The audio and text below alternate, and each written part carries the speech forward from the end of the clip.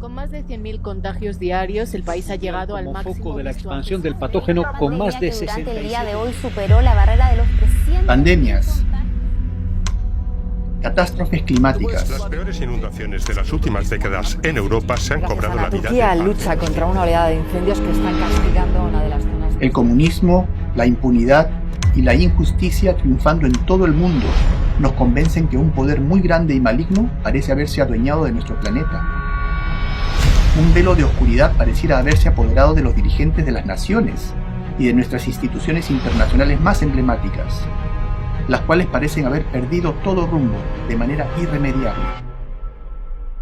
Es como si todos los ámbitos de nuestra sociedad estuvieran siendo manipulados como piezas de ajedrez para llevarnos a un destino fatídico. Con la variante Delta, que es mucho más contagiosa y agresiva. El presidente electo recibió la primera dosis de la vacuna. La lista de estrellas del cine, la televisión y la música que se han vacunado sigue creciendo. Como si una mano invisible hubiera estado alineando las circunstancias desde hace mucho tiempo. Se dice que la Orden Jesuita ha sido y es la organización más instrumental del poder papal sobre toda la tierra. Se les acusa de ser los causantes de los más grandes males que hayan sobrevenido al mundo y al cristianismo, y de haber ejercido una muy profunda y perniciosa influencia en todos los ámbitos de la sociedad global por los últimos 500 años. El libro de Apocalipsis los menciona como un inmenso enjambre de langostas que sube sobre toda la tierra. Recias langostas con corazas de hierro y semejantes a poderosos caballos preparados para la guerra. ¿Cuánto de todo esto puede ser cierto acerca de ellos? ¿O serán todas estas tan solo falsas acusaciones?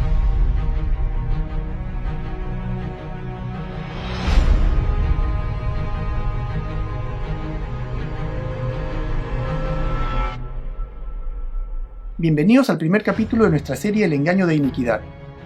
A este primer capítulo le he dado por título El enjambre de langostas, porque es ahora que vamos a iniciar un análisis factual de aquellas temerarias langostas de las cuales habla el libro de Apocalipsis, de la Orden Jesuita.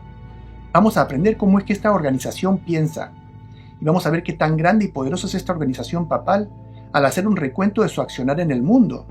Y más adelante vamos a aprender lo más importante, y es de qué maneras insospechadas es que todos nosotros somos afectados por el trabajo de esta polifacética organización papal, para que de esa manera sepamos cómo defendernos y sobrevivir al ataque. No sin la ayuda de Jesucristo de nuestro lado, por supuesto. Todo esto a continuación, aquí, en Verdad Victoriosa.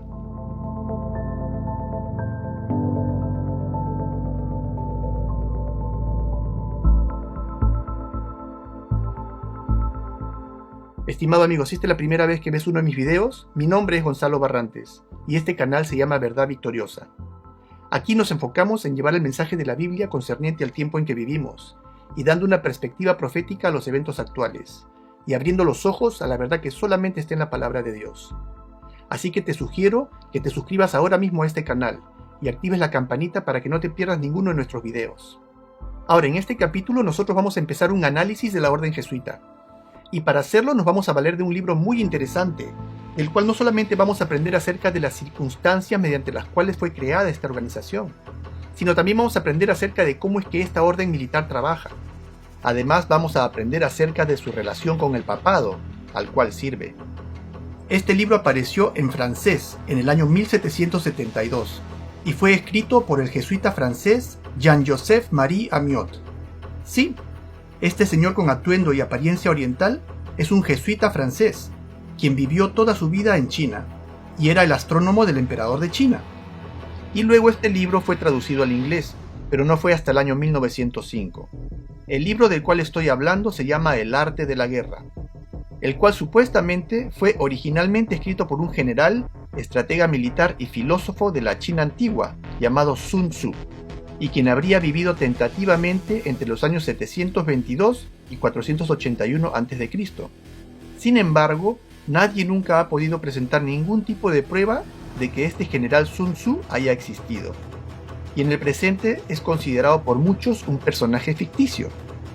Y es muy significativo que este libro haya sido escrito en el año 1772, y según el propio jesuita Malaquías Martín, en su libro titulado The Jesuits, o los jesuitas, en la página 490 da a entender que cuando un jesuita escribe un libro, en esencia, es el general jesuita quien ordena su creación. Bueno, este libro comienza contándonos una historia muy interesante acerca del general Sun Tzu. Y nos habla acerca de una nación, la nación de Wu, y de su rey, graciosamente se llamaba el rey Hu. Este rey estaba sufriendo mucho en manos de sus enemigos, que lo estaban atacando por todos sus flancos y su nación estaba verdaderamente en problemas. Su ejército no estaba cooperando, su población no estaba cooperando, y entonces se le presenta a este general Sun Tzu a su corte y le dice, mira, le ofreció que le iba a solucionar todos sus problemas. Le ofreció que no solamente iba a vencer a todos sus enemigos en ese momento angustioso, sino que de ahí en adelante, a lo largo de toda su vida, iba a ganarle todas sus batallas. Y el rey no le creía, porque verdaderamente la situación del rey y del reino era muy complicada. Entonces le dijo, mira, si tú dices que puedes hacer eso, muéstralo, te voy a dar todo mi harem de concubinas para que tú las conviertas en un día, en 24 horas, en un ejército perfecto. Entonces el general Sun Tzu aceptó transformar a estas concubinas, a un grupo de muchachas engreídas, en un ejército perfecto en 24 horas, bajo una condición. Y le dijo, quiero tener autoridad absoluta sobre ellas. Él le dijo, no tengo ningún problema con eso. Y se retiró y lo dejó, te dejó trabajar. Entonces Sun Tzu comenzó su trabajo y lo primero que hizo fue separar al grupo grande de concubinas, me imagino, como les digo, unas 100 concubinas, bajo el mando de las 2 esposas principales del rey, ¿no? Entonces 50 bajo el mando de una esposa, 50 bajo el mando de otra esposa.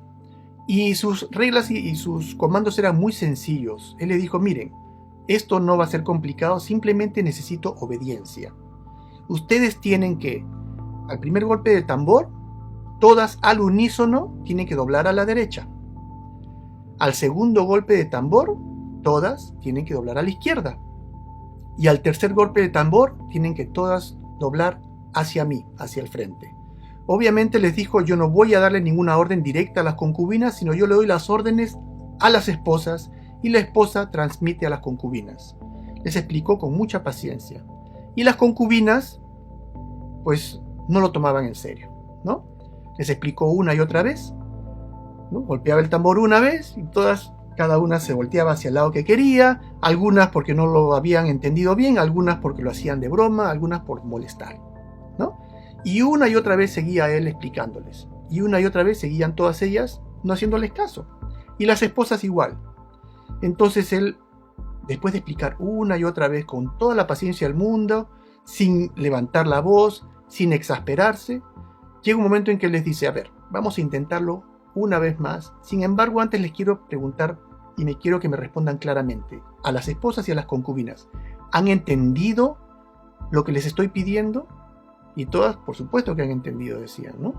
Han entendido que yo al primer tambor quiero que volteen todas al unísono a la derecha, que al segundo tambor todas a la izquierda. ¿Han entendido? Y todas, sí hemos entendido. Muy bien. Entonces, si ustedes han entendido, ahora nos toca que ejecuten lo que yo les estoy pidiendo. Otra vez, intentémoslo. A las esposas y a las concubinas. Primer tambor. Nadie hizo caso. Segundo tambor. Misma historia. Pareciera que simplemente no tenían la menor intención de cooperar. Entonces él dijo, bueno, llamó a las 2 esposas al frente y les dijo, lo que ustedes acaban de hacer se llama insubordinación. Y la pena en corte militar por la insubordinación es la muerte. Entonces él se disponía a ejecutarlas, pero sin embargo los siervos del rey fueron corriendo ante el rey a decirle, Sun Tzu se ha vuelto loco, quiere matar a tus esposas. Y el rey vino corriendo y les dijo, pero ¿qué estás haciendo? Esto es una práctica y tú me estás dando una demostración, tú no tienes que pasar hasta el extremo de querer matar a mis esposas. Y él le dijo, mira, tu asunto es serio y yo estoy hablando en serio. Y también yo te pedí autoridad absoluta sobre tus concubinas y tus esposas. Y ellas han cometido insubordinación y la pena de insubordinación es la muerte. Entonces él procedió inmediatamente y las ejecutó con su espada. Acto seguido, se dirige directamente a las concubinas y les dice, vamos a intentarlo de nuevo. Entonces él agarra el tambor, golpea el tambor, una vez. Pregunto, ¿qué piensan ustedes que ocurrió? El ejército más disciplinado y monolítico que se pueden imaginar. Todas a la derecha, petrificadas por supuesto, congeladas de terror, pero hicieron caso. Pum a la izquierda, pum al frente. Un ejército perfecto. Sin embargo, el rey estaba devastado. Él ya no quería saber nada de Sun Tzu. Le dijo: bien, probaste tu punto, retírate. Has acabado con mis 2 esposas principales, estoy devastado. No quiero saber nada de ti. Sin embargo, los problemas del rey no se acabaron. Seguía en los problemas, perdiendo sus fronteras, perdiendo bajo los enemigos que tenía. Estaba todavía en ese problema grave. Y se vio obligado, pasado unos pocos días, a llamar de nuevo a Sun Tzu. Y le pregunta a Sun Tzu: ¿puedes trabajar conmigo? Sun Tzu le dijo: acá estoy. ¿Las mismas condiciones? Y Sun Tzu le responde: las mismas condiciones. Autoridad absoluta. Y bueno, Sun Tzu comenzó a trabajar y, dicho y hecho, a todos los enemigos los venció, y no solamente los venció, sino agarró y expandió todo el territorio de Wu y lo convirtió en el reino dominante. ¿Qué les parece? Esa es la historia que nos cuenta el libro. Ahora, este libro fue escrito por un jesuita, y es probable que estemos frente al manual de estrategia del general de la orden jesuita, porque existe un sorprendente parecido entre las circunstancias que rodean la historia de Sun Tzu y la historia del papado, donde el rey de Wu, en este acrónimo, es por supuesto el Papa, quien venía perdiendo una tras otra sus provincias o a las naciones europeas en manos de sus enemigos, las emergentes iglesias protestantes. Y el protestantismo no estaba tan solo invadiendo la mentalidad del catolicismo, sino que además varios reinos se estaban separando del papado. Inglaterra se separó por completo. La Iglesia Católica estaba prohibida de poner un pie en Inglaterra, bajo pena de muerte. Alemania los expulsó, Holanda los expulsó, los checos los expulsaron. ¿Y quién es Sun Tzu en esta trama? Sun Tzu es por supuesto Ignacio de Loyola, un ex general del ejército de Castilla y fundador de la orden jesuita, quien se presentó ante el Papa con la propuesta de tomar el toro por las astas y proponiendo un completo cambio de actitud en la idiosincrasia del papado, es decir, una militarización de las fuerzas papales. ¿Y a quiénes representan las decenas de concubinas y aquellas 2 esposas tan amadas por el rey de Wu que Sun Tzu decapitó? Las concubinas representan a toda la jerarquía del poder papal. Los monjes, frailes, cardenales, monseñores y demás, diseminados por toda Europa, que formaban parte de la esfera de poder papal en Europa, un vasto grupo de seres humanos que, aunque obedientes a las órdenes de su líder, aún así vivían tan ocupados en sus intrigas personales y sus pugnas de poder, tal y como podríamos imaginar que ocurre en un harem de concubinas, y completamente carentes de la disciplina militar que Sun Tzu o Ignacio de Loyola pretendía infundir a la maquinaria papal, que no ofrecían ninguna esperanza para frenar el avance de la reforma. Ahora, como dije, este libro fue escrito en el año 1772, casi 250 años después de la creación de la orden jesuita. Entonces lo que esta historia nos cuenta es que transformar a esta horda de concubinas papales o a estos miles y miles de súbditos de Roma fue un evento traumático para las huestes católicas y que conllevó el uso de la violencia, representado por la decapitación de estas 2 esposas principales del rey de Wu. ¿Y quiénes serán estas esposas preferidas del papado que la orden jesuita decapitó? Estas son la orden dominicana y la orden franciscana, las 2 principales órdenes religiosas del papado, las cuales estaban a cargo de la Inquisición. Mas apenas la orden jesuita fue instaurada, convirtió como una prioridad el despojar sangrientamente a estas 2 órdenes de toda autoridad, llevando a la muerte a decenas de sus integrantes y reemplazando a sus líderes por líderes jesuitas, lo cual está representado en la trama del libro como la decapitación de aquellas 2 esposas. Echemos entonces un vistazo y veamos si podemos hacer alguna correlación entre lo que vamos a leer en este libro y lo que la historia nos cuenta acerca de estos señores. Por supuesto no vamos a leer todo, solo vamos a resaltar algunos puntos. El planeamiento. Toda estrategia de guerra se basa en el engaño. Esta es la premisa de apertura del tratado. Toda estrategia de guerra se basa en el engaño. Interesante, podremos creer que una supuesta orden religiosa cristiana, la cual uno debería lógicamente suponer que tendría como propósito principal el diseminar el Evangelio de Cristo, usaría como principal arma el engaño, la misma arma de Satanás, al que la Biblia llama mentiroso y engañador. ¿Qué nos dice la historia? En el capítulo anterior pudimos leer cómo estos dos famosos padres de la patria de los Estados Unidos de América, John Adams y Thomas Jefferson, compartían su asombro y disgusto al ser testigos de la penetración jesuita en tierras norteamericanas, bajo lo que ellos llamaron tantos disfraces como tan solo un rey de los gitanos podría asumir. ¿Recuerdan? Y quien usa un disfraz lo que busca es engañar, ¿no? Claro que sí. Luego dice, ahora, el general que gana una batalla hace muchos cálculos en su templo antes de librar la batalla. Pregunta, ¿un noble general de un ejército, digamos, del ejército de los Estados Unidos de América, planea sus estrategias en un templo o las planea en un cuartel o en un fuerte? Pero este general es diferente. Él planea en un templo. Este no es solo un general, sino también es un hombre que habita en un templo. Interesante. Un general que habita en un templo y que planea estrategias, todas ellas basadas en el engaño. Aunque decir que los jesuitas han convertido el engaño en una ciencia, o lo que ellos llamarían un arte, no es una acusación infundada. ¿Ustedes saben lo que yo tengo aquí? Este libro se llama El Tratado de Equivocación. Su autor, Henry Garnet, general jesuita de Inglaterra, el cual inventó una técnica muy astuta para mentir de manera que no pueda ser detectado. Y aunque esta técnica data de fines del siglo XVI, ha probado ser tan efectiva que al ser empleada con pericia, aún en el presente permite pasar la prueba del polígrafo. ¿Qué les parece? Y esta técnica constituye parte de la educación y entrenamiento básico jesuita. ¿Entonces la orden jesuita utiliza el engaño? Mejor que nadie, diría yo. Ahora, para conocer a la orden jesuita, más que valernos de nuestra propia percepción, debemos escuchar las palabras de quienes los conocieron más que nosotros, simples mortales. Escuchemos a algunos hombres de eminencia de la historia hablar de lo que sabían de esta orden, hombres que se encontraron cara a cara con el accionar jesuita. André-Marie Jean-Jacques Dupin, presidente de la Cámara de Diputados de Francia, en 1828 escribió: «Los jesuitas son una espada desnuda, cuya empuñadura está en Roma, pero su hoja está por todas partes, invisible hasta que se siente su golpe».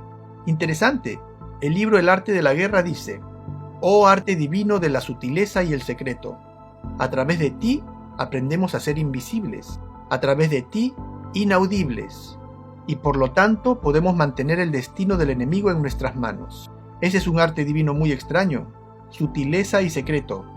Sutileza y secreto juntos son engaño. Mientras Jesús dijo: «Yo no he hecho nada en secreto».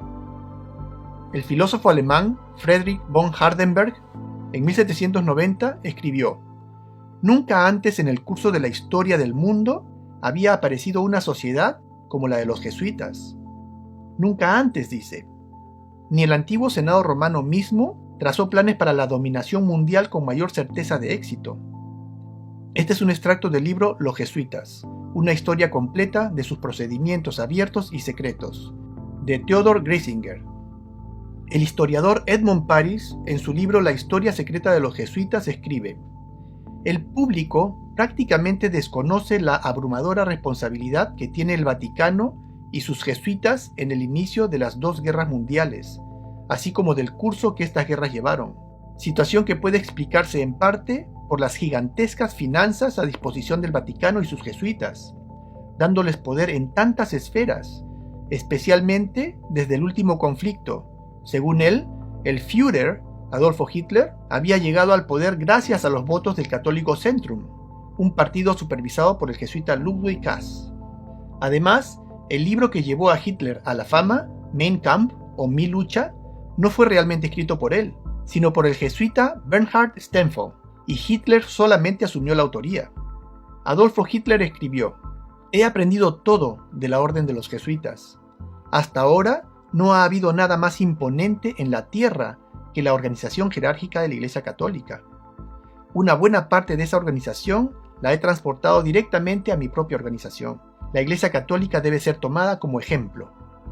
En su libro Behind the Dictators o Detrás de los Dictadores, Leo Lehmann, un ex sacerdote católico quien tuvo la oportunidad de conocer a fondo el proceder jesuita tras haber servido por varios años como negociador en asuntos legales para el Vaticano, a raíz de lo cual decidiera abandonar a la Iglesia Católica y migrar a la Iglesia Protestante.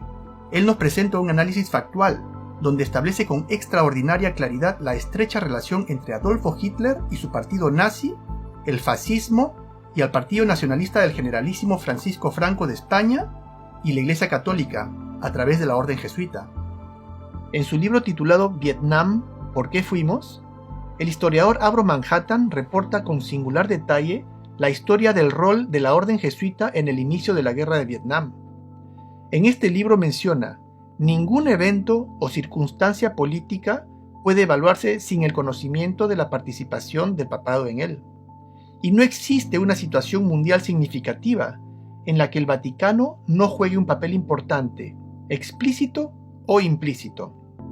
Eric Phelps, autor y creador del movimiento en busca de la verdad de los Estados Unidos de América, escribe: en el siglo XX, los jesuitas han realizado su inquisición bajo el nombre del nazismo, fascismo, comunismo y ahora terrorismo islámico, con sus inquisidores Adolfo Hitler, Francisco Franco, Joseph Stalin y hoy Osama Bin Laden. Es muy interesante este concepto. Lo que está diciendo Eric Phelps es que el papado es el causante de virtualmente todos los conflictos internacionales, los cuales provoca y maneja con el objetivo principal de acabar con la Iglesia protestante. Y sin duda pareciera ser el caso, dado que, aunque supuestamente luego de la herida mortal que sufrió el papado en 1798 y de la llegada de la democracia moderna, este poder ya no podría utilizar a los ejércitos de las naciones para buscar hacer de las suyas. Sin embargo, a través de la infiltración jesuita en las esferas de poder de las naciones protestantes, lograron enrumbarlas a los conflictos que todos conocemos. El jesuita Sun Tzu dice en su libro: al invadir un territorio hostil, el principio general es que debes penetrar profundamente y así traer cohesión. Es decir, que la manera mediante la que esta orden jesuita lograba manipular a las naciones protestantes era a través de la penetración profunda en las esferas de poder. Tal como fue el caso de la famosa Guerra de los 30 años, en la cual, desde el año 1618, las naciones protestantes y católicas de Europa fueron llevadas a enfrentarse unas con otras durante 30 penosos años, causando graves estragos a sus economías, y más aún, la pérdida de muchísimas vidas humanas. ¿Y por qué pasó esto? Theodor Geisinger escribió en su libro Los jesuitas, su historia completa en 1873 acerca de la Guerra de los 30 años. Él dice: el objetivo de los jesuitas era que la guerra se convirtiera en verdad en una guerra de aniquilación. Además, era posible que permitieran que se llegara a la paz con países cuyos gobiernos rebeldes habían promulgado una ley por la que ningún jesuita debería atreverse jamás a mostrar su rostro bajo pena de muerte dentro de sus fronteras. Saben que los jesuitas fueron expulsados de prácticamente todos los países de Europa, incluyendo los países católicos, por ser tan divisivos que aún los reyes católicos se vieron obligados a expulsarlos, y quienes los expulsaran, sus países fueron destruidos, católicos o no. Toda la espantosa responsabilidad por la terrible guerra de 30 años debe descansar sobre el emperador Fernando II y sus maestros, consejeros y amigos íntimos, los hijos de Loyola. Y coincidentemente, todos los países involucrados en las guerras mundiales tenían algo en común. Todos ellos, por una u otra razón, eran enemigos del papado. La nación de Alemania, además de haber sido la primera nación que humillara al papado por haber sido la creadora de la Reforma, también se había rápidamente convertido desde su unificación en el año 1871 en una gran nación protestante. Inglaterra, además de ser también una poderosa nación protestante, llevaba una larga historia de enemistad con el papado, y hasta cometió la osadía de producir para el mundo la más fiel traducción de la Biblia hasta el día de hoy, la Biblia King James. Francia, la que una vez fuese hija predilecta del poder papal, pasó a convertirse en la nación que, bajo las órdenes de Napoleón Bonaparte, decidiera marchar a Roma y derrocar al mismísimo papado en 1798, como pudimos ver, causándole la herida mortal de la cual habla Apocalipsis 13:3. Rusia, la cual albergaba a la Iglesia cristiana ortodoxa que llevaba más de un milenio rivalizando con la Iglesia católica, era de la misma manera un blanco de la venganza jesuita. Por su parte, Japón había logrado mantener a la orden jesuita fuera de su territorio por más de 250 años, desde que fueran expulsados a mediados del siglo XVII, cuando oficialmente prohibió cualquier presencia de la Iglesia Católica y especialmente de la orden jesuita, a quienes ya desde mediados de los 1600 repelieron sangrientamente tras descubrir sus malignas intenciones y su actuar siniestro. Aunque secretamente, esta orden logró penetrar con su logia masónica en Japón con la reapertura del comercio con países extranjeros, lograda por el oficial naval estadounidense e integrante de alto nivel de la logia masónica Matthew Perry, en 1866, y abriéndose camino rápidamente a las altas esferas políticas y militares, desde donde logró influenciar el ingreso de Japón a la Segunda Guerra Mundial para su propia desgracia.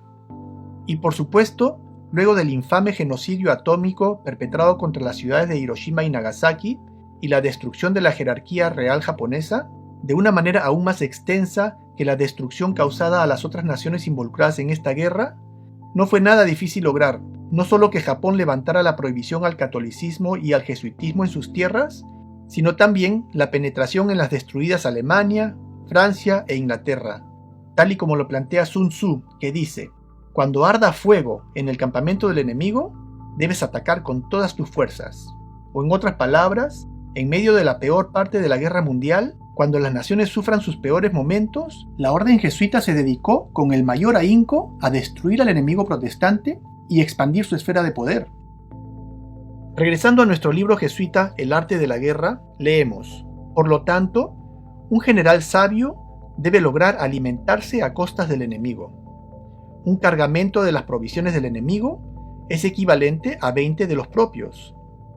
Entonces, cuando vas a la guerra, la mejor manera de hacerlo es logrando que se utilicen los recursos y las armas del enemigo contra sí mismo. Y si tienes varios enemigos, pues hacer que los unos acaben con los otros. El ensañamiento con que estos países se destruyeron unos a otros ha sido causa de asombro para todos aquellos que llevaron el recuento de la devastación que las guerras mundiales causaron a los países involucrados. La increíble imprecisión de los bombardeos aéreos, supuestamente dirigidos a objetivos militares, son considerados por muchos historiadores en el presente como actos deliberados que buscaron más que nada la destrucción más extensa posible del sector civil, es decir, de la población protestante.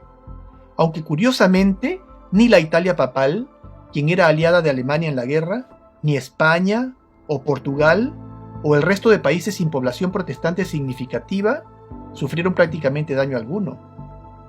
En el capítulo 7 del libro de Daniel, al referirse a la cuarta bestia, la cual en el capítulo 1 de este estudio pudimos identificar como Roma, se le presenta como un poder político religioso que devora y desmenuza o destruye a las demás naciones, y que más allá de destruirlas, luego las holla con sus pies o las pisotea, y más adelante también dice que este poder a toda la tierra devora, trilla y despedaza, es decir, que destruye a todo el mundo. Una profecía fascinante. Y la lista de personajes públicos de alto perfil que tuvieron similares declaraciones acerca de la orden jesuita es tal, y la cantidad de libros escritos con las más graves atrocidades imaginables que han sido denunciadas es tan, pero tan grande, que tomaría todo un estudio aparte y varias horas de exposición. Sin embargo, solo estoy queriendo que en el mínimo tiempo posible nos esforcemos por comprender la magnitud del ataque papal al mundo, la seriedad del asunto, porque así de intenso es también el ataque espiritual, de lo cual, cuando hablemos en el próximo capítulo, es importante que comprendamos que este ataque es perpetrado por la misma fuente jesuita, y por lo tanto, con las mismas armas de engaño y maldad extrema. Regresando al libro El arte de la guerra, el jesuita escribe: por lo tanto, las victorias del general no le dan ni una reputación de sabiduría, ni un crédito por su coraje. Aquí tenemos otra revelación. Pregunto yo, si el general de un ejército gana una batalla, ¿no es aclamado? ¿Quién no conoce al general Montgomery, por ejemplo? ¿O a Napoleón Bonaparte? ¿O a los grandes generales de las guerras de la historia? Pero este general no recibe crédito por su astucia o su coraje. Este es un general anónimo, escondido detrás de cámaras, detrás de un velo de engaño, moviendo los hilos. En el año 1720, Michelangelo Tamburini, entonces general de los jesuitas, le dijo al duque de Brancas: «Mire, mi señor, desde esta sala gobierno no solo París, sino China. No solo China, sino el mundo entero, sin que nadie sepa cómo lo hago. Por la boca muere el pez, dicen». Y es así como la orden jesuita dio a luz a la logia masónica, un complejo conglomerado de sociedades secretas entrometidas en todos los ámbitos de la sociedad y las esferas de poder, desde la Gran Orden de los Caballeros de Malta, la Orden de la Cruz Roja, y llegando hasta los estratos más bajos, repletos de grados y jerarquías. Y al conocer el significado de sus indumentarias, podremos caer en cuenta que aquellos atuendos tan vistosos, que para muchos de nosotros no son más que ropa de alcurnia, tienen una razón muy específica de ser, y que no existe prácticamente ningún hombre o mujer de renombre mundial que no sea parte de estas sociedades secretas, y directa o indirectamente súbditos de Roma. Federico II o Federico el Grande de Prusia hizo revivir los altos grados y las constituciones masónicas del antiguo rito, y él mismo redactó los estatutos en 18 artículos bajo la guía de la orden jesuita. Enciclopedia de la Logia Masónica. Albert Mackey mismo lo dice. Muy interesante. Y ahora leamos esto. Esta es una fuente increíble. Este libro escrito por nada menos que la ocultista Elena Blavatsky, la autora de la Doctrina Secreta. Ella dice que las sociedades secretas son todas creación de los hijos de Loyola. La Logia de Escocia y todas las demás. Todas las sociedades secretas son trabajadas bajo las instrucciones del general de los jesuitas. ¿Qué les parece? Entonces, ¿quién controla a los masones? Los jesuitas. No hay duda al respecto. Hemos confirmado la inducción del caballero templario masón en el consejo de dicha orden de caballeros, y confiando que siempre se humillará a sí mismo como para conducir a la gloria de IHS. IHS son las iniciales del emblema jesuita, del Dios más santo y todopoderoso, y para el honor de su marca lo recomendamos. Este es un ritual masón, el cual es completamente jesuita. Aquí vemos un templo masón en Oklahoma, y este es un emblema IHS en su vitral. Este es un templo de la logia masónica. ¿Qué haría el símbolo de la orden jesuita ahí? Todavía hay ancianos, hombres y mujeres por todo el país, que le dirán que si rastrea la masonería a través de todas sus órdenes hasta llegar a la cima, a la cabeza de la orden masónica en el mundo, descubrirás que aquel temible individuo y el general de la Sociedad de Jesús son la misma persona. James Patron, historiador norteamericano, entre muchos otros que coinciden con él. Entonces podemos esperar ver personas que no se presentan como jesuitas liderando en posiciones de poder, ¿cierto? Y es exactamente lo que vemos que siempre ha sido el caso, donde las personas comúnmente identificadas con las decisiones políticas y militares importantes, obviamente nunca son jesuitas, sino aquellos hombres que, perteneciendo a la logia masónica u otras diversas sociedades secretas que la orden jesuita controla, constituían el brazo laico de esta organización. Hombres del pasado como George Washington, Simón Bolívar, José de San Martín, Winston Churchill, Adolfo Hitler, hombres que tomaban decisiones que sus superiores les dictaban, y aunque en muchos casos seguramente convencidos de estar en lo correcto, aunque sin embargo completamente ciegos de los verdaderos propósitos detrás de ellas, tal como lo explica nuestro libro El arte de la guerra, donde el jesuita dice: que tus planes sean oscuros e impenetrables como la noche. Es tarea del general el ser silencioso, y así garantizar el secreto en posición vertical y justa, y así mantener el orden. Él debe lograr desconcertar a sus oficiales y hombres con informes y apariencias falsas, y así mantenerlos en total ignorancia. En otras palabras, ¿un jesuita subalterno necesariamente conoce el plan completo? No. De hecho, según dice, él es alimentado con desinformación con la finalidad de no conocer el completo panorama o el propósito real de sus acciones. Pero sean cuales fueran las órdenes que recibe, cuando el tambor suena una vez, ¿qué es lo que hace? Voltear a la derecha, y al instante. Y no puede entender la situación, pero eso no importa, hará su parte. Y si un jesuita subalterno no conoce el propósito real de sus directivas, pues mucho menos aquellos hombres a los cuales pone al frente para realizar dichas órdenes, ¿no? Por supuesto. En el libro de Timoteo 3:13 describe esta situación diciendo: mas los malos hombres y los engañadores irán de mal en peor, engañando y siendo engañados.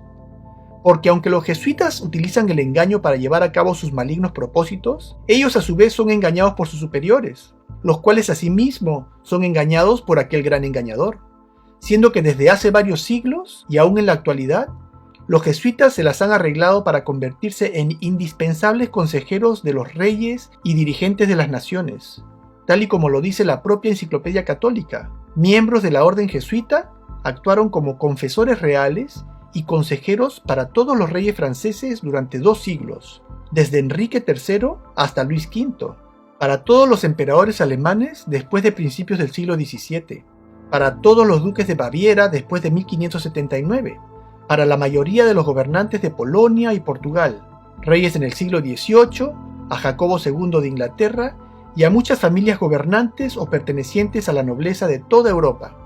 A diferencia de Japón, en la China la orden jesuita se abrió una brecha importante y ya desde el año 1582 comenzaron su penetración con un éxito tal que ya para el año 1601 el jesuita Matteo Ricci logró convertirse en el consejero principal del emperador Zhu Jihun y el primer europeo en lograr entrar en la ciudad prohibida en Beijing, aunque para lograrlo, entre sus muchas insidiosas mañas jesuitas, consiguió mimetizarse de tal manera con la raza china que mudó su aspecto de manera sorprendente, fabricando para sí mismo y para sus compañeros vestimenta similar a la usada por los monjes budistas y confucianos, diseñadas cuidadosamente por el mismo Matteo Ricci. Y desde aquel momento, la orden jesuita se ha asegurado de proveer a sus consejeros para cada uno de los sucesores del trono chino, lo cual no tendría por qué haber dejado de ser el caso el día de hoy, ¿no creen? Y quienes prefirieran prescindir de su consejo, se convertían automáticamente en sus enemigos, y muchas veces eran asesinados.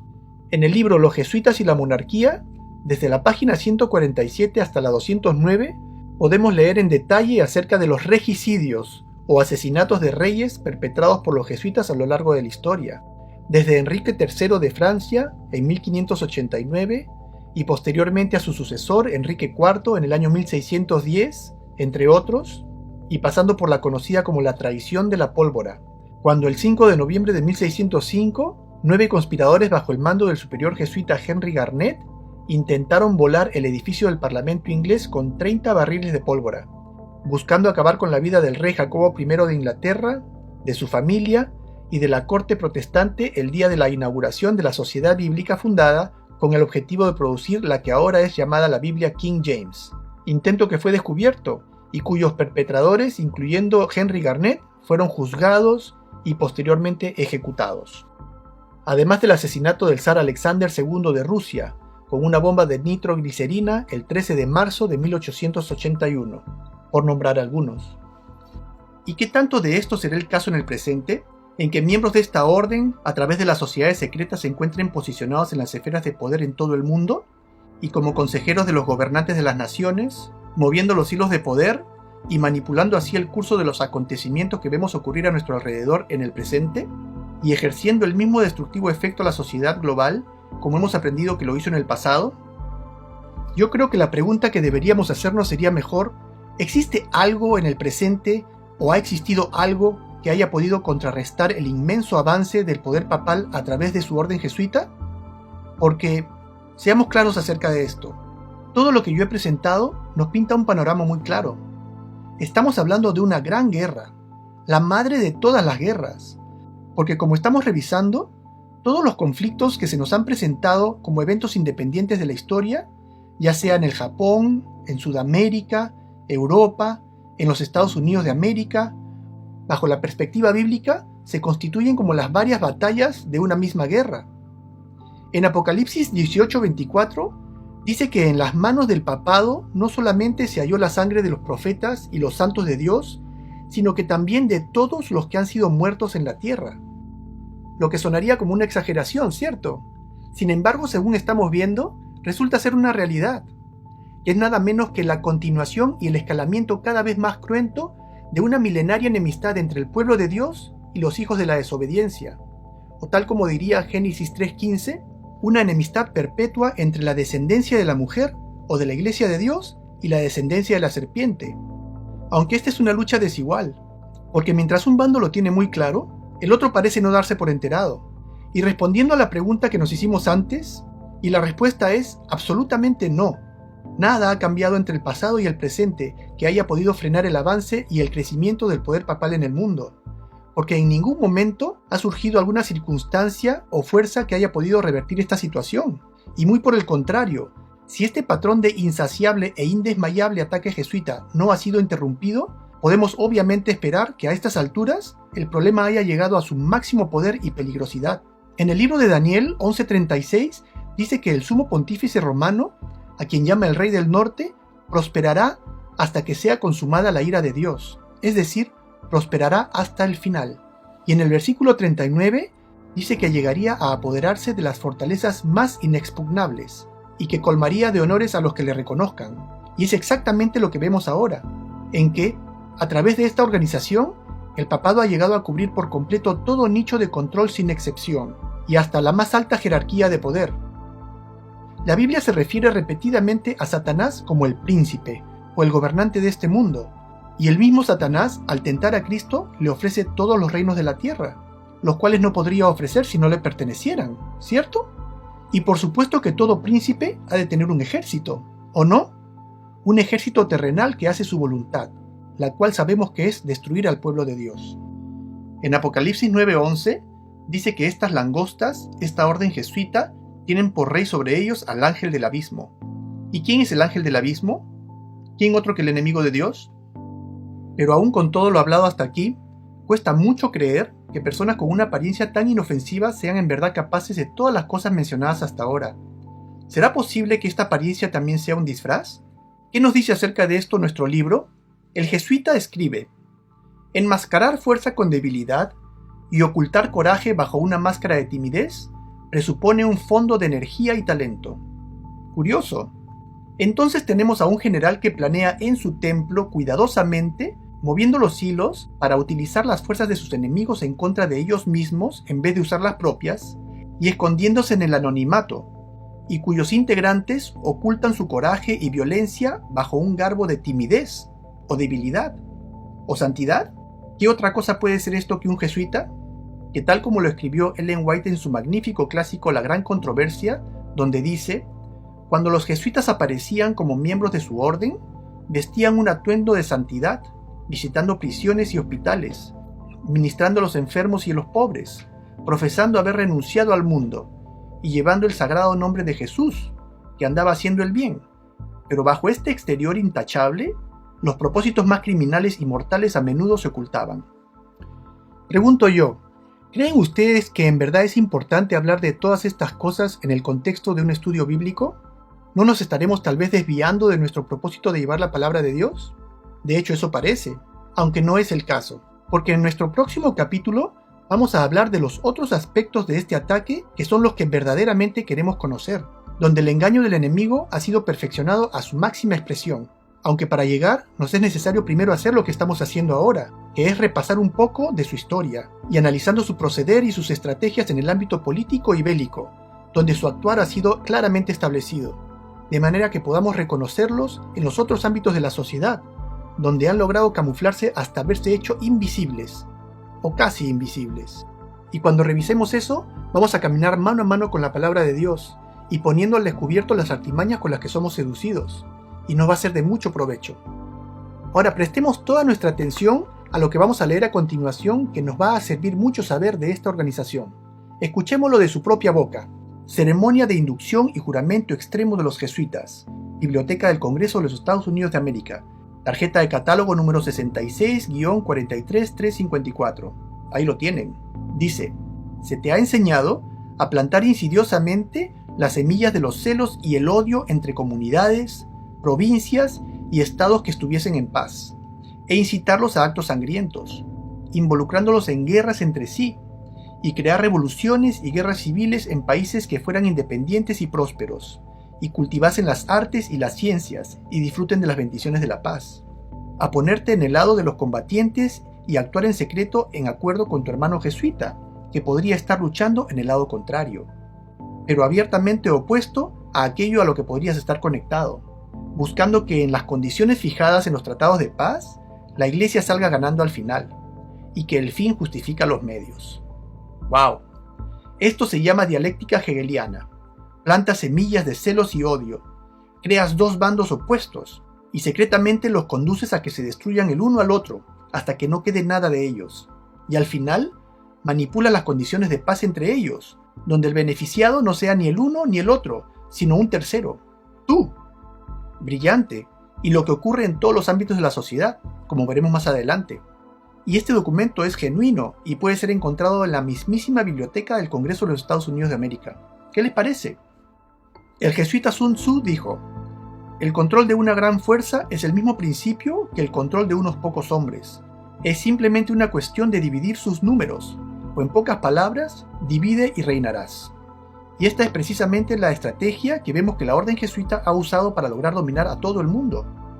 Regresando al libro de Daniel 11:39, dice que el rey del norte, refiriéndose al papado, dividiría la tierra para ganar. Y cuando se refiere a dividir, no pensemos solamente en división entre las naciones, sino en división como un principio más general, como un medio para causar el debilitamiento de todo aquello que sufre tal división.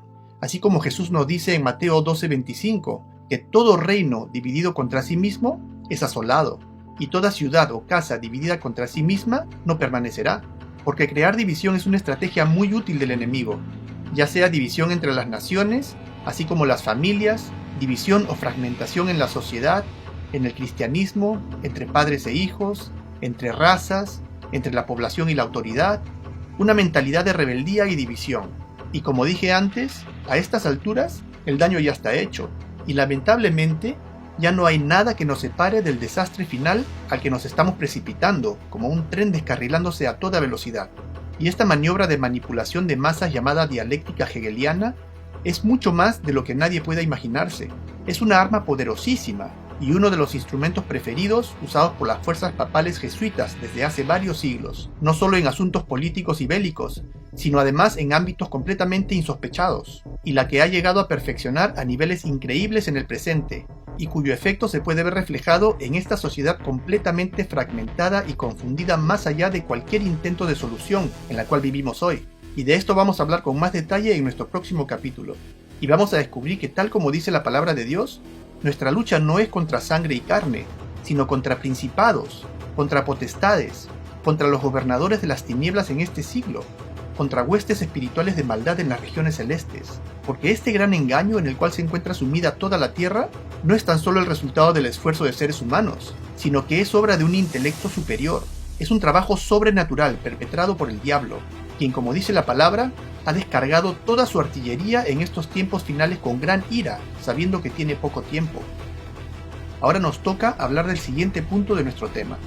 Hablamos hace unos minutos acerca de cómo las guerras mundiales fueron especialmente destructivas para las naciones protestantes, aunque de todas las involucradas no mencionamos a la más importante de todas, los Estados Unidos de América, la nación protestante sobre la cual el papado tenía puesta toda su atención desde mucho antes de su fundación. Pregunto yo, ¿Satanás conoce la Biblia? Claro que sí, la conoce mucho mejor que el mejor de los reformadores. Y si John Wesley pudo deducir, en base al versículo de Apocalipsis 13:11, que la segunda bestia surgiría inmediatamente después del cumplimiento de los 1260 años de la primera bestia, es decir, alrededor del año 1798, ¿podremos creer que Satanás tenía también este conocimiento? Claro que sí, y más aún especialmente porque ya había un indicio muy firme acerca de quién sería esta segunda bestia, porque como está escrito, esta segunda bestia surgiría de la tierra, y siendo que, tal como lo dice Apocalipsis 12:16, precisamente fue la tierra la que abrió su boca y acogió a la mujer, o a la iglesia de Dios, tragando a las aguas, o naciones que el dragón lanzó contra ella en Europa, y siendo que existía una sola región en el mundo entero, que llegó a concentrar a la principal masa de protestantes que huían de la persecución papal en Europa, la cual eran las colonias inglesas de Norteamérica, región a la cual la Biblia llamó la Tierra, entonces no sería ilógico creer que el enemigo de Dios, quien ha de haber tenido sus ojos bien abiertos buscando por todo el mundo la aparición de dicha tierra, de la cual habla la profecía, que siguiendo el rastro de la iglesia de Dios, haya puesto toda su atención en aquella región, y que se haya estado preparando para volcar toda su artillería apenas tuviera la oportunidad de poner sus manos en ella, ¿o no? Y fue así como, una vez identificada la tierra de la cual hablaba la palabra de Dios, que el papado y sus jesuitas pusieron en marcha un plan para su invasión y su destrucción. En su libro, nuestro amigo jesuita Sun Tzu dijo: Quien quiera que esté primero en el campo y espere la llegada del enemigo, estará fresco para la pelea.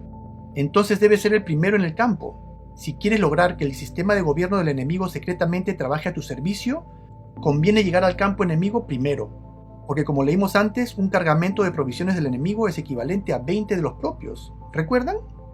Sigue diciendo, quien quiera que esté segundo en el campo y tenga que apresurarse para luchar, llegará exhausto. Por lo tanto, el combatiente inteligente impone su voluntad al enemigo, y no permite que se le imponga la voluntad del enemigo. Por lo tanto, ese general es hábil en el ataque, cuyo oponente no sabe qué defender. Y es hábil en la defensa, cuyo oponente no sabe qué atacar. Fascinante. Entonces, según esto, la orden jesuita tendría que haber llegado a Norteamérica desde antes de su fundación.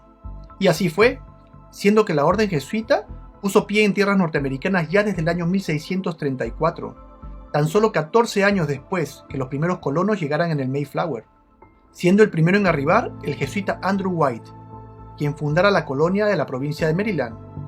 Y desde ese punto en adelante, la orden jesuita continuaría su propia colonización de Norteamérica desde las sombras, y hasta llegar al punto en que la misma orden jesuita, a través de su logia masónica, llegara a ser la gestora de su independencia de Inglaterra en el año 1776.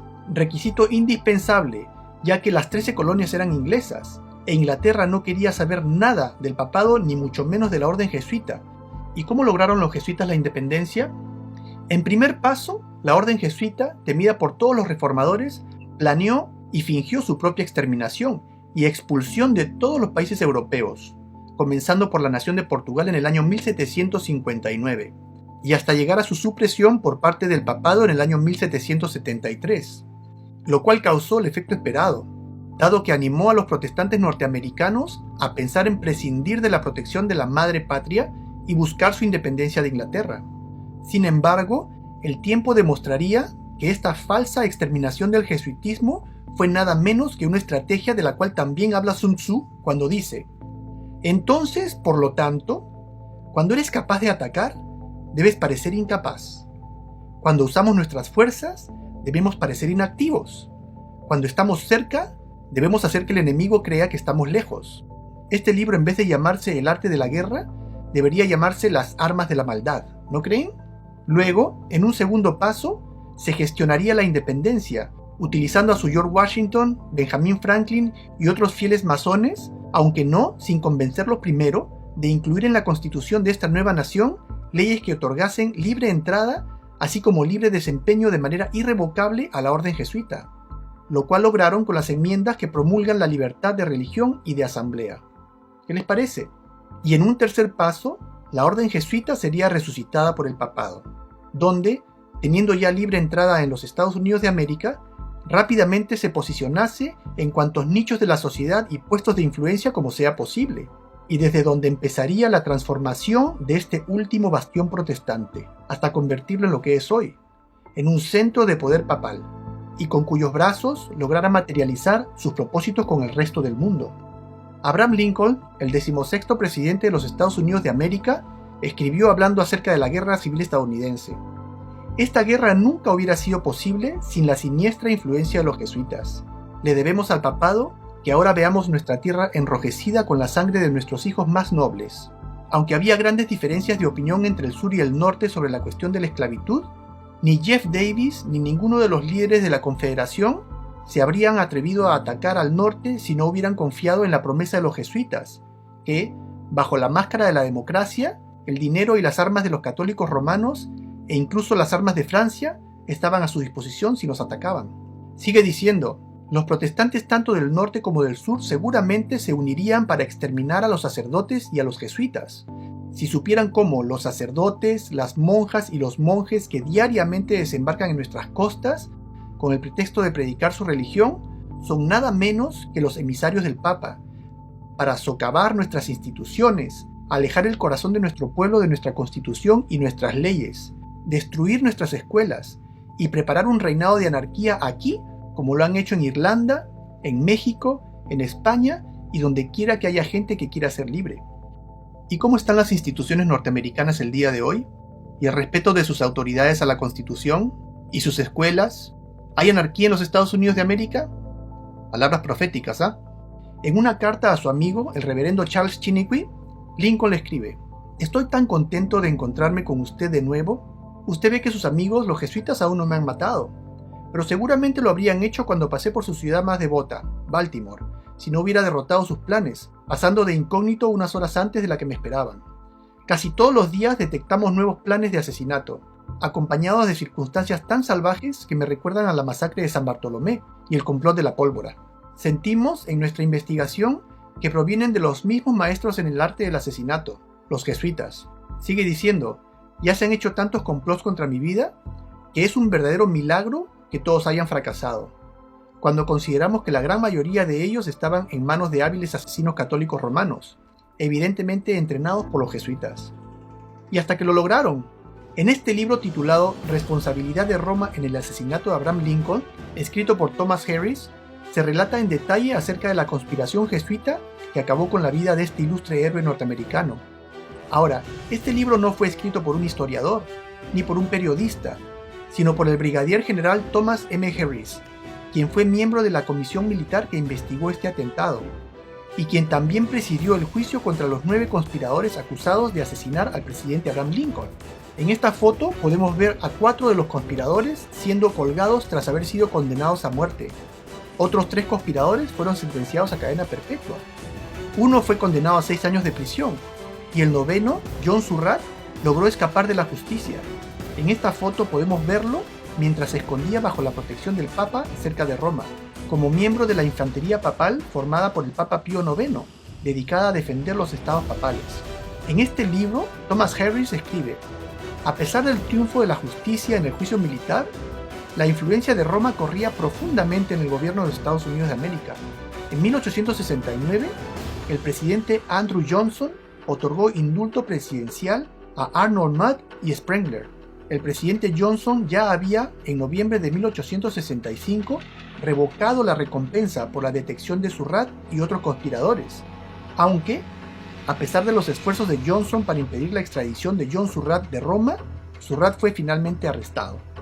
Sin embargo, de manera inverosímil y a pesar de esta evidencia oficial y del hecho de que este suceso forma parte inalienable de la historia norteamericana, cualquiera que busque algún documental acerca de este suceso se encuentra con mentiras y falsas tramas, y documentales del History Channel o del Smithsonian Channel y demás medios de prestigio flagrantemente omiten la intervención papal en el crimen y nos enajenan de la verdad, convirtiendo este hecho histórico en una novela de misterio sin ningún trasfondo político y atribuyendo el crimen a tan solo uno de los conspiradores, a John Wilkes Booth, y haciéndolo ver como el producto de razones personales. De la misma manera, el primer presidente católico de los Estados Unidos de América, John F. Kennedy, al caer en cuenta de la gigantesca amenaza que la orden jesuita significaba para su país y el mundo entero, no vio otra salida que la de denunciar a esta organización, denuncia que hizo pública en el discurso que diera en el Wars of Astoria, en abril 27 de 1961, donde habla de la orden jesuita como aquellos que se han constituido a sí mismos como enemigos nuestros, y quienes, dice, están avanzando alrededor de todo el mundo, mencionando también que aunque ninguna guerra ha sido declarada, ni fronteras han sido cruzadas por tropas marchantes, o se haya disparado misiles, que el peligro nunca ha sido más claro y su presencia nunca ha sido más inminente, y continúa dando una espléndida descripción del actuar de la orden jesuita según hemos aprendido a conocerla.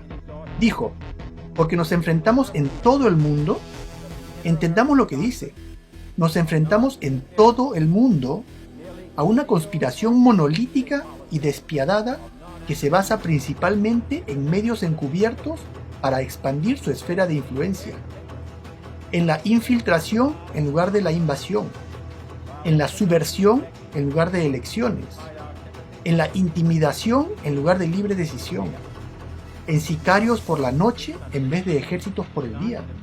Es un sistema, atención a las palabras elocuentemente escogidas por Kennedy, dice que es un sistema que ha reclutado vastos recursos humanos y materiales en la construcción de una red estrechamente unida y altamente eficiente que combina operaciones militares, diplomáticas, de inteligencia, económicas, científicas y políticas. Continúa diciendo, sus preparaciones son ocultas, dice, no publicadas. Sus errores son enterrados, no mostrados. Sus disidentes son silenciados. Sus logros no son elogiados. Interesante.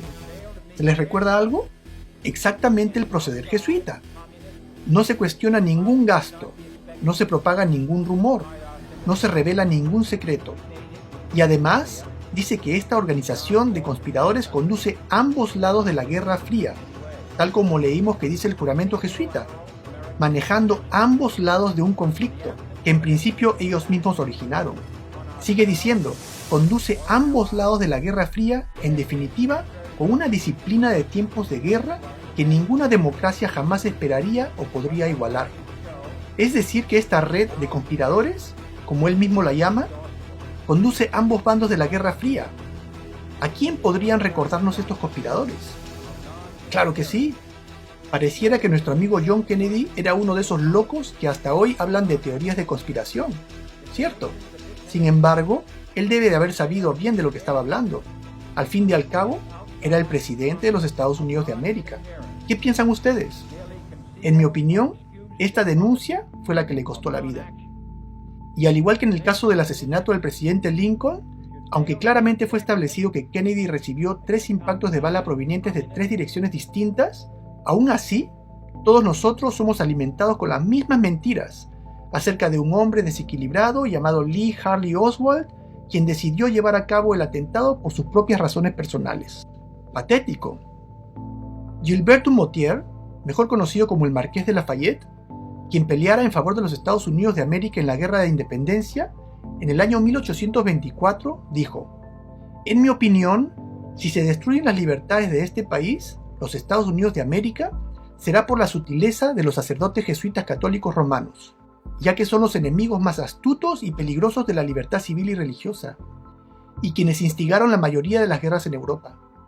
Esto lo encontramos en el libro Americanismo versus Romanismo, de James Chapman.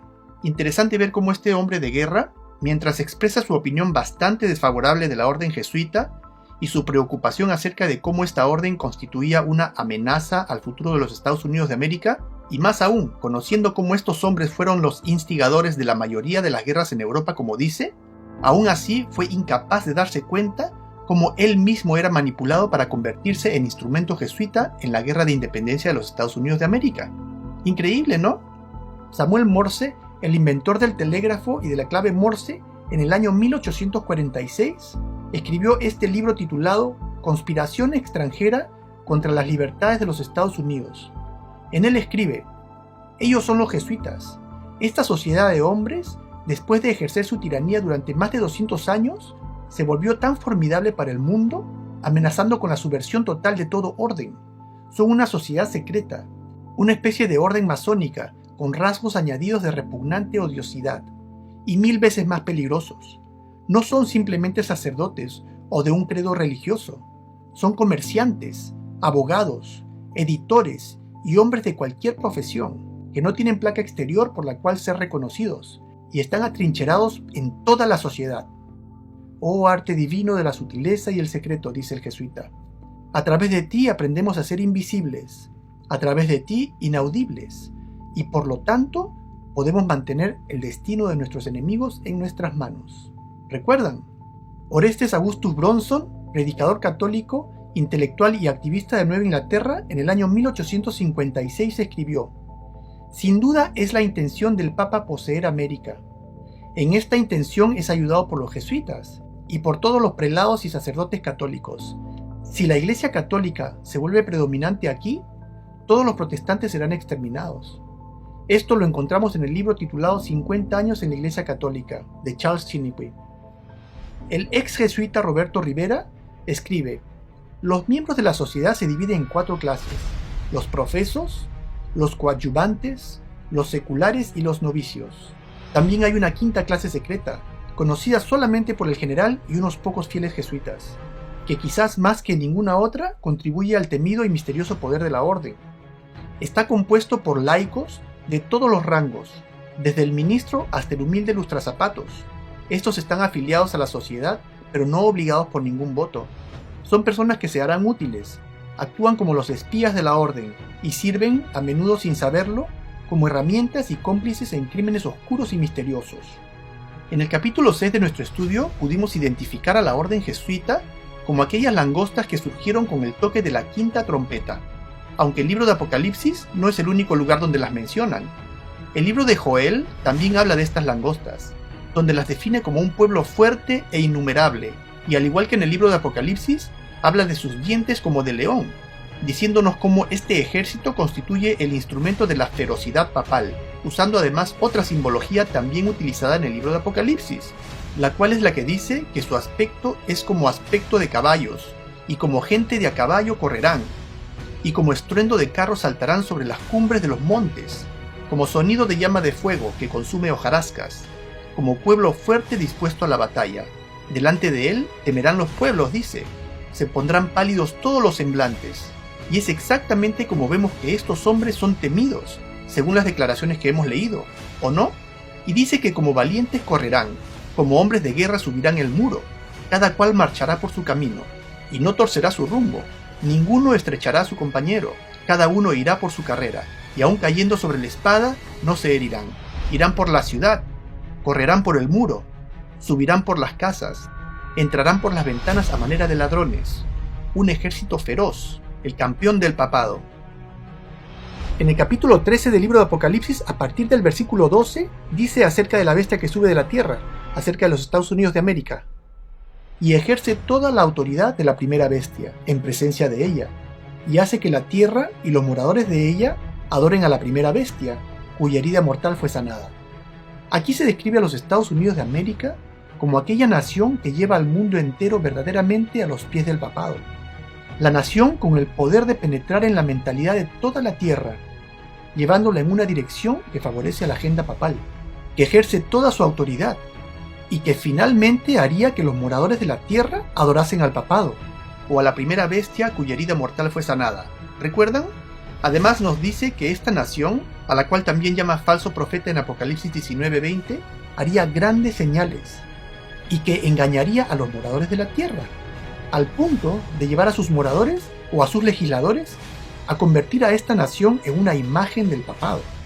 Y por supuesto dice que esta será la nación que impondría al mundo entero la marca de la bestia, es decir, que los Estados Unidos de América sería el gran instrumento del papado que a través de engaños y de su inmenso poderío impondría el domingo como el día obligatorio a guardar a todo el mundo. Y de ser este el caso, entonces ahora nos tocaría analizar el actuar de los Estados Unidos de América. Y esta es la nación que se ha robado el protagonismo mundial por los últimos 100 años, vendiéndose como la gran nación gestora de justicia del planeta, y mostrando sus cuernos como de cordero. Sin embargo, ahora nos toca descubrir aquel lenguaje de dragón, aquella doctrina satánica que enmascara detrás de su apariencia, y levantar el velo de engaño que oscurece a toda la tierra. El jesuita Sun Tzu escribe: por lo tanto, ese general es hábil en el ataque, cuyo oponente no sabe qué defender, y es hábil en la defensa, cuyo oponente no sabe qué atacar. Y ese ha sido el caso hasta ahora, donde todo cristiano combate su lucha espiritual, en muchos casos ignorando por dónde está recibiendo el ataque del enemigo de Dios. Aunque ese no va a ser el caso con nosotros, cuando descubramos en el siguiente capítulo de este estudio las maneras y las armas espirituales con que somos atacados, y aprendamos exactamente cómo defendernos. A mí me costó un poco hacer este capítulo porque imaginé a algunas personas, algunos de ustedes, pensando ¿en qué me puede ayudar a mí en mi vida cristiana a aprender estas cosas? Y ciertamente esto que hemos aprendido el día de hoy en sí mismo no nos ayuda en nada. Sin embargo, me he separado estos 2 minutos para aclarar que lo que estamos aprendiendo hoy es parte de una línea de estudio, donde es necesario que comprendamos primero la magnitud del involucramiento del papado a través de sus fuerzas jesuitas en los asuntos más importantes que han afectado a la sociedad global, como las guerras mundiales y los asuntos bélicos de los cuales hemos revisado, las independencias de los países, y que existe un trasfondo, una intención distinta a lo que nosotros siempre hemos estado acostumbrados a ver. Y vamos a darnos cuenta en los siguientes capítulos que este involucramiento no solamente es en los asuntos bélicos y políticos, sino también en la ciencia, también en la academia, que es muy importante porque la ciencia y la academia son instrumentos que afectan profundamente a una sociedad. Y también en la industria, también en la farmacéutica, como vamos a ver en el futuro, en los siguientes capítulos. Vamos entonces a aprender también cómo es que este poder anticristo, de maneras ocultas, astutas, ha logrado oponerse a todas aquellas cosas de Dios. Se ha opuesto a la creación con las teorías que conocemos el día de hoy, como la teoría de la evolución, por ejemplo, las cuales me imagino que muchos debemos pensar como yo mismo en el pasado, que tienen mucha lógica, que la tienen. Sin embargo, ¿son ciertas? ¿De dónde vinieron? ¿Quién las propuso? ¿Y quién las defiende? Todas esas cosas vamos a ver a continuación. Sin embargo, como repito, nos fue importante comprender que las fuerzas papales no son pequeñas, no son limitadas, son poderosas y que verdaderamente son profundamente instrumentales en todos los ámbitos de la sociedad global, lo cual vamos a corroborar en nuestro próximo capítulo. Entonces concluiremos este capítulo enumerando lo que hemos aprendido de las estrategias de ataque del enemigo de la Iglesia de Dios, características que vamos a llevarnos al siguiente capítulo, las cuales nos van a servir para ayudarnos a abrir los ojos. Estas son: el engaño es la principal estrategia. Número 2. El enemigo trabaja escondido, con sutileza y secreto, y es invisible e inaudible, aunque mortífero y muy destructivo. Número 3. Penetra profundamente al territorio enemigo, es decir, que infiltra las naciones e instituciones y las destruye desde adentro. Número 4. Crea conflictos y aprovecha los momentos de mayor crisis para llevar a cabo sus mayores ataques. Número 5.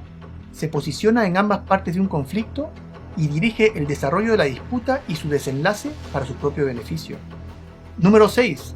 Trabaja en el anonimato y busca que otras personas se lleven el crédito o la culpa de sus acciones. Número 7. La obediencia absoluta es la clave de su éxito. Los integrantes de esta fuerza no conocen los verdaderos propósitos de sus acciones y son mantenidos en total ignorancia. Solo el general jesuita conoce las verdaderas motivaciones. Número 8. Enmascara cuidadosamente su actuar violento con una apariencia de pasividad y timidez o santidad. Número 9. Utiliza la estrategia de dividir a sus enemigos y luego hacer que se destruyan unos a otros. Número 10. Esta característica es muy importante. Una estrategia importante que usa la orden jesuita es buscar llegar primero al campo de batalla. Y cuando hablamos del campo de batalla, por supuesto nos podemos referir a cualquier campo en el cual esta organización decide atacar, sea en la ciencia, sea en la política o en cualquier otro campo, porque quienes llegan primero son los que imponen las reglas del juego. Ya veremos más acerca de esta importantísima situación. Número 11 dice que un ataque es exitoso cuando el enemigo no sabe qué defender. Es decir, que los ataques de este enemigo son imperceptibles. Y número 12, sus dominios están encubiertos, ocultos bajo nombres y personas no relacionados abiertamente con ellos. Ahora vamos a dejar este capítulo hasta acá y vamos a pasar al siguiente capítulo en el cual vamos a analizar a las sociedades secretas. Y también vamos a enfocarnos un poco en los Estados Unidos de América, que es la bestia que sube de la tierra. Es una nación muy importante porque los Estados Unidos tiene un efecto poderosísimo en el planeta entero y es de aquí, de este país, de los Estados Unidos de América, de donde sale el engaño que ha puesto un velo de oscuridad sobre el mundo entero. Vamos a hablar de este engaño. Vamos a hablar de cómo es que este país, cómo es que los mecanismos de este engaño funcionan, y es cuando realmente llegamos al punto del estudio que es muy importante para nosotros, porque en la práctica nos va a ayudar a poder evitar este ataque de seducción, porque es un ataque de seducción. Vamos a descubrir aquellas cosas que parecen lindas, que parecen buenas, pero que son armas del enemigo. Vamos a ver eso. Sin embargo, antes de pasar a este próximo capítulo, voy a hacer un capítulo intermedio en donde vamos a analizar los eventos actuales, todas aquellas cosas que están dándose en este mundo el día de hoy, en este año, en el 2021. Son nuevas leyes, el comportamiento de las naciones, qué es lo que está pasando en este mundo con referencia a la marca de la bestia, en la perspectiva profética. Vamos a enterarnos que Nada se está quedando estático, todo está avanzando a una gran velocidad y tenemos que estar al tanto para que no nos agarre de sorpresa. Bueno, les agradezco mucho por su atención y nos vemos en el próximo capítulo. Bendiciones.